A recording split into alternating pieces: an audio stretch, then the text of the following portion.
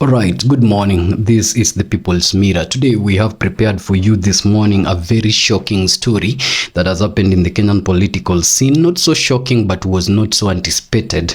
Now, this is the move that can have Babu Owino, the current member of parliament for Embakasi East constituency, not going for the gubernatorial seat of Nairobi anymore, but preparing his ground for the presidency seat. A meeting that had 13 members of the ODM party, including Honorable Babu Owino, Embakasi East Member of Parliament, Honorable Edwin Sifuna, who is the Secretary General of the party, and of course also the Senator of Nairobi County, and Governor Orengo, who is the Governor of Siaya County, and a renowned friend of Raila Odinga, and an established senior counsel within the practice of law in the Kenyan jurisdiction, alongside others. 10 others had a meeting yesterday. And now the product of this meeting, sources revealed to the People's Mirror, include, among other things, the fact that Babu Owino now wants to ascend to the party position, the party leader position, where Oburu Odinga sits right now. The reason behind this, ladies and gentlemen, is the fact that sometimes back, Oburu Odinga highlighted that if you have any hopeful, or if you are a hopeful and you have any presidential aspirations in 2027 under the ODM party ticket, then you should shun those particular interests, because the ODM constitution provides that it's only the party leader that can actually ascend to that particular position of contesting as the president under the ODM party ticket. Now, this particular decision, or rather revelation of what is contained within the party constitution, bearing in mind very well that this party has never fronted a presidential candidate other than 2007 independently. In the rest of the races, including 2013, 2017 and 2022, this particular party went in a coalition form. Now, it's also very, very important to understand that during the reign of Raila Odinga, it would have been very, very difficult for this party to discuss issues of who is ascending to the position of contesting for the presidency of this country under this party ticket, because at that time, when it came to the presidential conversation, then the buck stopped with Raila Amolo Odinga. Now that he's not there anymore, and of course, the leadership of Oburu Odinga is being contested with, among other people, this particular youthful camp of the ODM party. A discussion or a conversation on who is fit to rise into this particular position of contesting using the party is now timely. Now, in this particular discussion, the names of Oburu Odinga have been mentioned, but from where Oburu Odinga himself sits, he is comfortable with getting into a coalition and being given, not himself, but the party, the deputy president position in the 2027 major polls. Proponents of this particular idea, of course, include Opio Wandai, who is actually the CS for energy right now, and who else from the Ugunja area, who feels that now no one can actually beat President William Ruto, not only in Nyanza, but in the Ugunja constituency where he comes from, even if that person came from the ODM party. Honorable Mbadi has also been quoted a number of times, cementing this particular idea that the ODM party is not ready come 2027 to bring a presidential candidate that can actually ouster President William Ruto in the 2027 race. And now he is calling for support for President William Ruto as he prepares ground, Mbadi himself, for the 2032 presidential race. Now, this is the interesting thing. If you take a look at the united opposition right now, they are providing or presenting themselves as a very formidable force that can ouster President William Ruto in 2027. However, even amongst themselves, there are still issues of self-interest overriding national interest when it comes to who should be settled upon to actually become the flag bearer of that united opposition in the 2027 major polls. You look at the ODM camp and you look at every other person that is presenting their interest for the presidency, it is very, very clear that their support base is weaker compared to President William Ruto's support base. But now, with the introduction of these new young figures, including Sifuna declaring at the Cyrus Jirongo burial that he could even be a fit candidate for the presidential race in 2027, and Babu Owino polls now showing that if you are to talk about Luo Kingpin right now, then these polls have actually been accredited by national televisions, then Babu Owino's name spans 33% of the Luo, saying that they would rather run behind Babu Owino other than running behind, of course, Oburu Odinga. So this shows you that there is a disconnect when it comes to who is brokering the power when it comes to the ODM party vis-a-vis who holds the actual power. So this is the People's Mirror, and that is the story that we want to detail to you fully, what it means for Babu calling for a national delegate conference for, of course, deciding on who is the party leader of the party. But other than that, What will it mean if the decision of the National Delegates Conference makes Babu Owino the party leader? Will this mean now that Babu will now shelve his ambitions for the gubernatorial seat of Nairobi and run for the presidential race instead? That will be the story we'll be uncovering for you in full details. If this is your first time again, please hit the subscribe button so that daily when you wake up and across the day, we bring for you stories like this in the Kenyan political scene, but also so that you enable us hit our 5,000 subscriber mark that we hope we will hit by the end of this month. Now let us start deep in this story. This story is coming at a time where two things have happened just in the previous week. And the things that have happened in the previous week include, number one, an altercation that was, of course, between Honorable Babu Owino, the Member of Parliament for Embakasi East, and celebrated as among the best performing Member of Parliaments in Kenya, and of course, Robert Alai, who is the Member of County Assembly within the Nairobi County for Kilimani Ward. Kileleshwa Ward. It's Kileleshwa Ward actually, where Kilimani is part of it. Kileleshwa Ward. Now, something happened that over the week, while they were each having their time within the Kilimani part of Nairobi, Babu Owino's account details that he was actually having a meeting before, of course, Alai, who was in company of 7 DCI, walked into his table. And of course, as a result of that, a few words were exchanged, and Alai, according to Babu's account, punched him on the chin, and of course also pointed his gun, that is Alai's gun, on the chest of Babu Owino, cocked it and tried to shoot Babu Owino, but as per his revelations, the gun jammed. And that is the moment that one of the DCI officers, according to Babu Owino's account still, walked to Honorable Alai Robert and took away the gun from Honorable Robert Alai, of course now disarming the Member of County Assembly for Kileleshwa and stopping that particular altercation. Now, Babu's story aside, Alai also has account of his story. Alai says that, and of course, before we even go to Alai's account, Babu was saying that the entire ground for this particular altercation then was, of course, the fact that there is this one tweep called Maverick Aoko, who is a supporter of Babu Owino, and who now, according to Babu's accounts, have been making some very disgraceful tweets towards Alai and Alai's relationship, that is his marriage, which is a very, very private institution. And so, according to Babu's account, he felt that Alai felt because Maverick Aoko supports Babu Owino, and these particular defamatory messages aimed at the union of Robert Alai comes from Maverick Aoko. Babu details that perhaps Alai felt that, of course, Babu had a hand in it. Now, this particular account has been viewed against Robert Alai account because Robert has since gone to different TV stations and radio stations to try and justify this particular occurrence, saying, one, he did not approach Babu's table, saying that they did not go to Babu's table at all. Of course, what happened is that Babu was in a different table while him, Alai, and his friends were on another table. And now, against Babu's account that Alai walked to his table, Alai now has his very different account of the story, saying that Babu walked to his table, and when Babu walked to his table, he said hello to a few guys on the table, and when it was his turn to say hello to, of course, Honorable Robert Alai, Alai now details in his account that himself, Alai, was not comfortable with saying hello to Honorable Babu Owino, and as a result of that, words were exchanged, and now Alai says that Babu pushed his head, saying that he will be the governor of Nairobi County, and of course other members of the table made a jest that he should appoint Alai to some very serious CEC positions within the county when he becomes the county chief.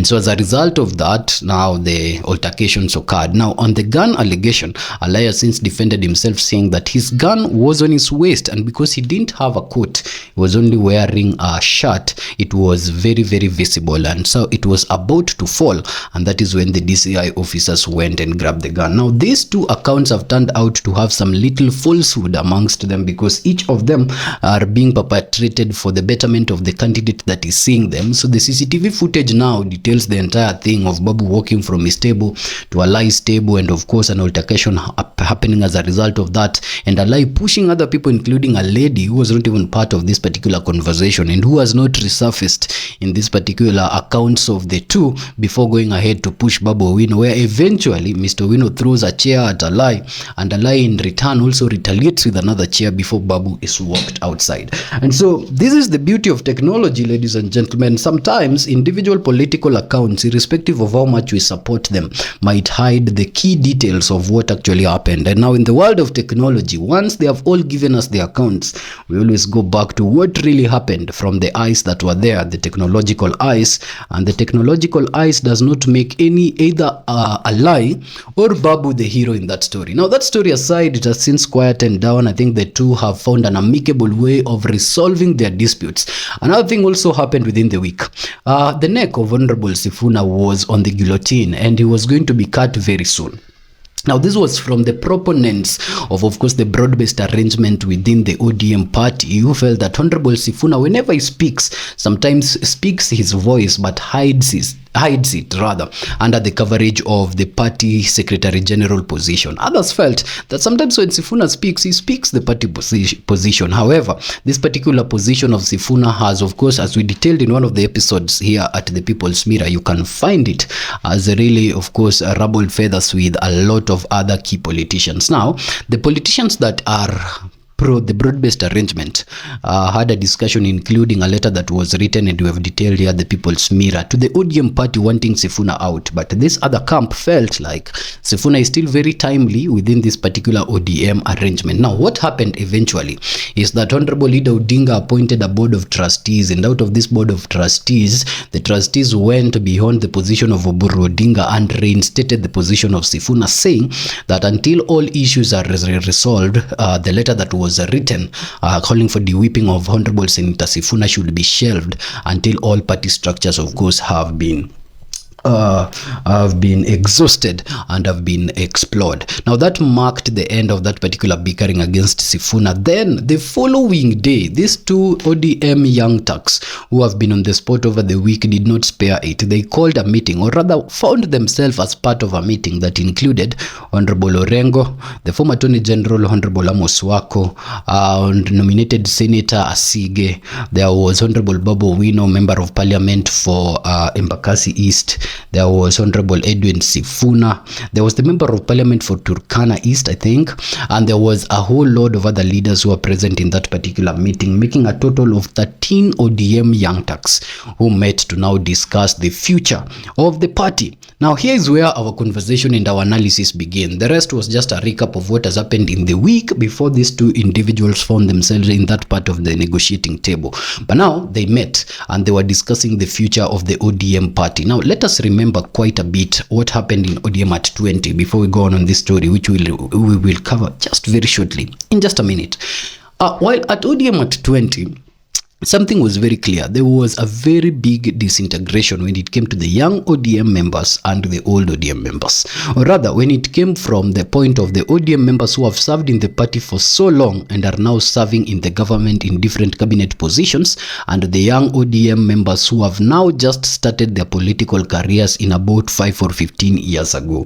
And for Edwin Sifuna, this is his first term in the senatorial position, of course, Honorable Babu Owino is serving in his second or third term in Embakasi East. You can say, for example, that these are very, very young tucks within the ODM structure. If you compare them with the individuals like Wandai, of course, and individuals like, what is his name? Mbadi, the CS for Treasury, that have been in this party for quite some time and are now seeing the benefit of this party, making them become CSS in government. Now, they are very comfortable with that particular arrangement. And when it comes to the future of the party, they are comfortable with Oburu Oginga still being the party leader of that particular party, representing the image of the Odingas and the Ogingas as the overall Luo rule in that particular structure. So they are very, very comfortable with an elderly person as elderly as Oburu Odinga, who is even older than the party leader himself and had not founded his own party even with those years, was of course in his brother's party.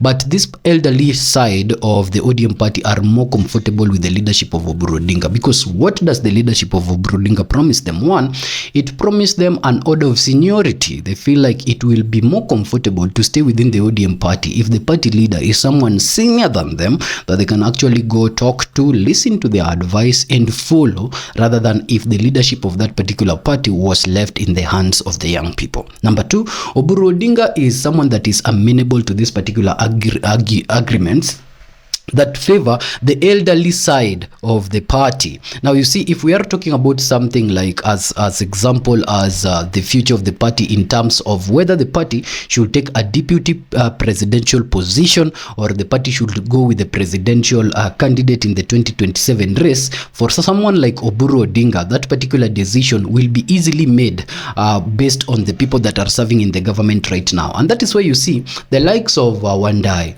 the likes of what is his name, Mbadi, the likes of Oparanya and Joe and all these senior members of the party, because the ODM party is of course a national party, are pro the broad-based idea and are pro Oburu's leadership in that particular party structure.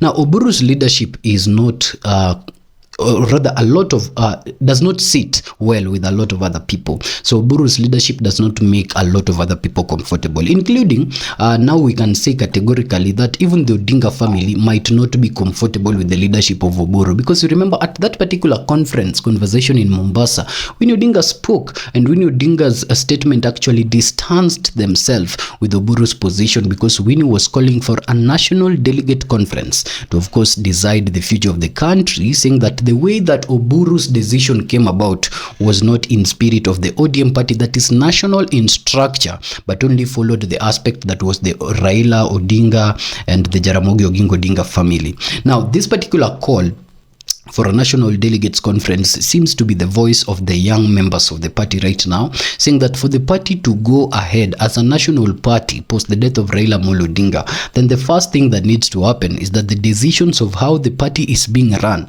needs to be left for the people, that is the delegates of the party. And so Honorable Sifuna and these 12 others who had this particular meeting, this is very interesting. If it's Honorable Babu Owino with the 12 others, it reminds me the biblical story of Jesus of having one leader and 12 disciples. The number 13 was actually a very good number for this particular meeting to take place. Pardon me for inserting that religious assertion over there.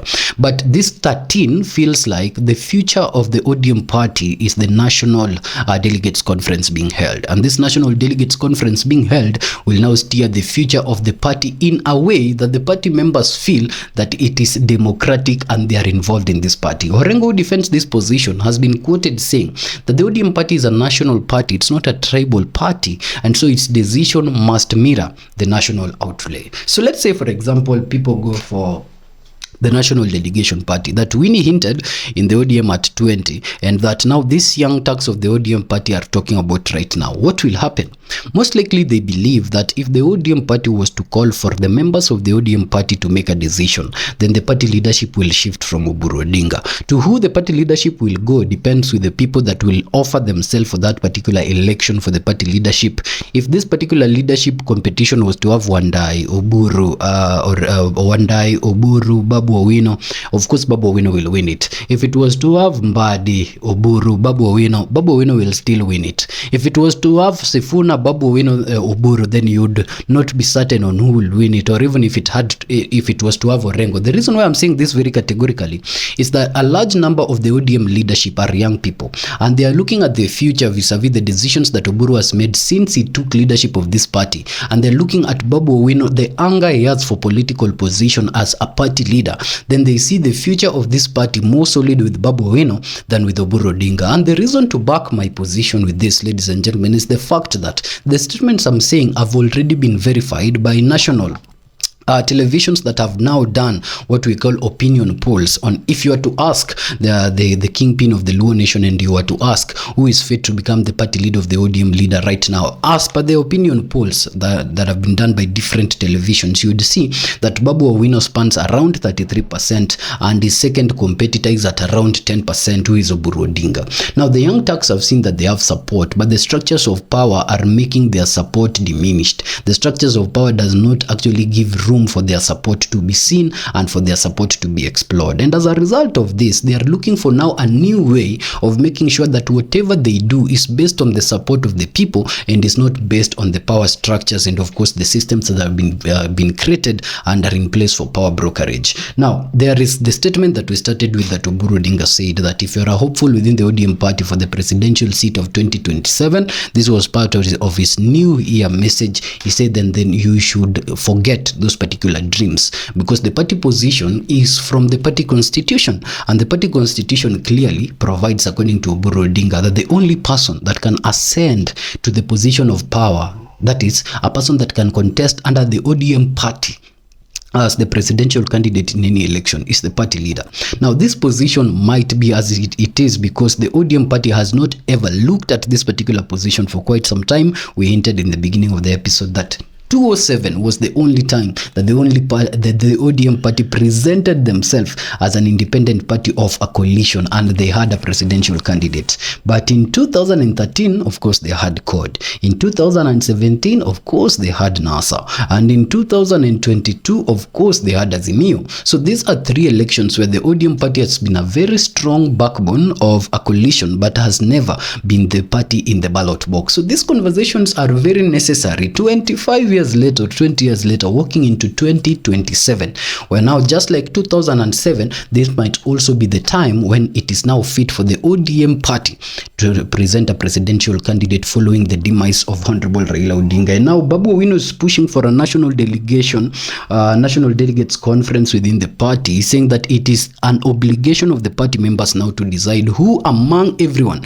that has been offered as a possible leader should ascend to become that particular party leader. Babu Owino now says that there is need to convene this NDC because those who say that the ODM party cannot front a candidate in 2027, Babu says, are not leaders but power dealers, saying that they are comfortable with the status quo as it is because of the benefit that goes to them individually, but not because of the benefit that goes to the people that support the party. Babu now believes that for the party to remain strong, the party decision should not be made by a few people who are brokering for the party in the national coalition tables, but should be made by the actual members who have the numbers registered against the party. He believes that the Rao family, of course, will back him. Of course, this was a very big concern because, you see, going now against Oburu Odinga is depicting an image that might rub the Odinga families and the Oginga families badly if you want leadership within their own party structures that was started by one of their own. But Babu has actually foreseen this problem, declaring that he knows that he will have blessings of Mama Ida Odinga, saying that Mama Ida Odinga loves him, Babu Owino, as his son. And of course, with the love that we saw Mama Ida Odinga gives Sifuna, who was part of this 13 people conference meeting, you'd be confident that, of course, this is a meeting with the blessings of Mama Ida Odinga. Now, Babu says that he is sure that the Raila Odinga family will support him, saying that he has the backing of Mama Ida Odinga. He knows that he's friends with Winnie Odinga and Junior, and the family are acceptant of the idea that they are now calling for, which is the idea of calling for a national delegates conference to steer the future of the party. Of course, he did not say that he has blessings of Oburu Odinga because that is not the nuclear family of Raila Odinga that he created, but he says that, of course, he is aware that this is the same thing that Raila Amolo Odinga would have wanted with his party. Now, Sifuna has been seen to be an individual that speaks the voice of Raila post Raila's death, and this is one of the positions that they are holding,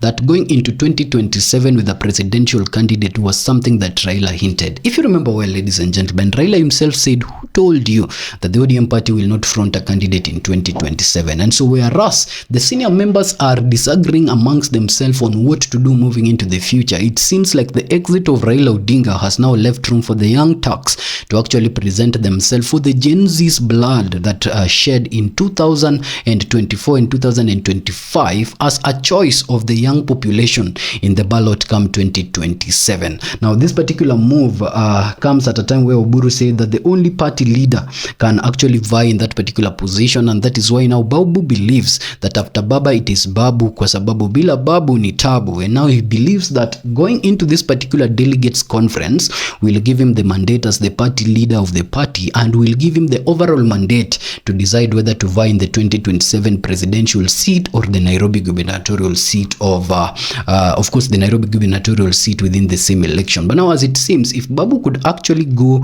successful with this particular move and have the national delegation conference held, and from the national delegates conference, of course, be picked as the individual that the ODM members would rally behind as a party leader, even if the senior members who have resources within the party will not agree with that, then the support that will come from that party will renegotiate the positions of power in 2027 and might have Babu now not running for the gubernatorial seat of Nairobi that has been tainted with a lot of challenge since he declared it, but presenting himself for the presidential seat in 2027 as the alternative for both the united opposition and President Ruto's UDA. So Sifuna has been on the attacking end, of course, but now it seems that if another chance was to happen for Uhuru ODM Pact to actually exist, then the likes of Junet Mohammed will not be trusted with agents' money, and perhaps this time the ODM party will not have them to blame if they fail, or perhaps this time with the backing of Uhuru and of course with the presidential candidature of Honorable Babu Owino,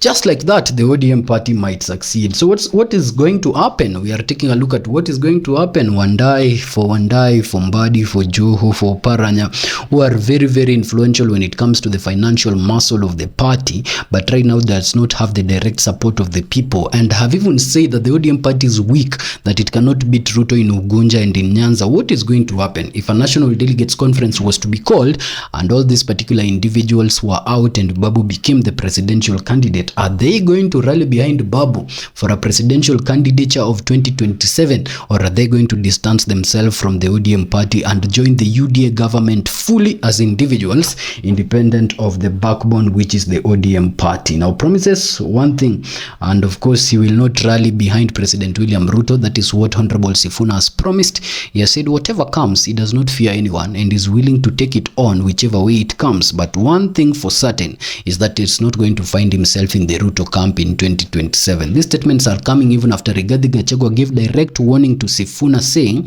that if Ruto wants you out, he will have you out. Sources now reveal that President William Ruto is planning to steer his second plan now that Ida Odinga saved Honorable Sifuna to have Sifuna out. Remember, with the Rigathi situation, Rigathi was a deputy president of the Republic of Kenya, and in his ouster, he allegedly says that senators were given 10 million each to see him go home. Now he says that Sifuna is just but a party secretary general, and if President William Ruto wanted that party secretary general out, he would do anything to ensure that that happens. Now Ruto has since threatened Sifuna but has done nothing on it. Now that Ida has defended Sifuna, Sifuna fears no one. We hope to see whether the threats of Rigathi Gachagua comes to life between now and the end of 2026, but most importantly, we hope to see the success of this new coalition that can give the ODM, of course, the presidential candidature for 2027. It's been a pleasure recapping that for you here at the People's Mirror, ladies and gentlemen. Until our next episode, where we'll be taking a look at the way forward that has been given by the united opposition, which now hints attacks coming from Rigathi Gachagua towards Kalonzo as disunity talks are mounting within the united opposition camps. Here at the People's Mirror, we keep our lenses fixed to analyze and to report to you as it unfolds. Until our next episode.